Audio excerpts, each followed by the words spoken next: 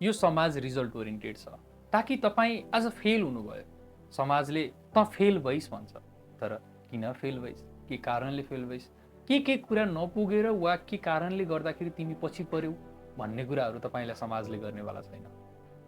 समाज यति result oriented छ कि तपाईँको मेहनत के कस्तो छ उनीहरूलाई मतलब छैन, मात्र उनीहरूले अन्तिमको त्यो रिजल्ट हेर्छ। विद्यार्थी जीवनमा यो कुराले धेरै नराम्रो भूमिका खेलिरहेको हुन्छ।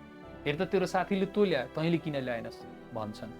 तर के कारणले गर्दाखेरि ल्याएनस्, के कारणले गर्दाखेरि तँ पछि परिस्, के कुरामा चाहिँ हामीले पुऱ्याएनौँ वा तैँले के कुरामा पुर्याउन आफूलाई सकेनस्, मेहनत गर्न सकेनस् भनेर खोजी गर्न हाम्रो समाजमा हुँदैन।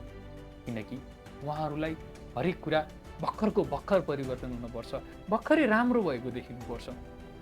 तर याद गर्नुहोस् कि आज तपाईँले गरेका मिस्टेकबाट नै तपाईँले भोलिको राम्रो सुरुवात गर्नुहुनेछ।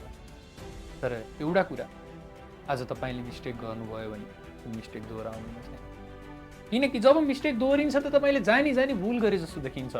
जब त्यो मिस्टेकबाट तपाईँले एउटा केही लेसन लिनुहुन्छ अनि आफूमा वर्कआउट गर्नुहुन्छ भने त्यसले बल्ल तपाईँलाई राम्रो बनाउँछ। त्यही भएर यो रिजल्ट ओरिएन्टेड समाजमा आफूलाई पोख्त बनाउनको लागि, आफूलाई राम्रो बनाउनको लागि तपाईँ जे मिस्टेक गर्नुभएको छ नि त्यसलाई नदोहोऱ्याउने कोसिस गर्नुहोस्। यदि दोहोऱ्याउनु भयो भने तपाईँ बिग्रिनुहुन्छ, यदि सपार्नु भयो भने त्यो समाजले हिजो नराम्रो भनेको थियो भने तपाईँलाई नै भोलि वाह वाह भन्दै भन्ने छ।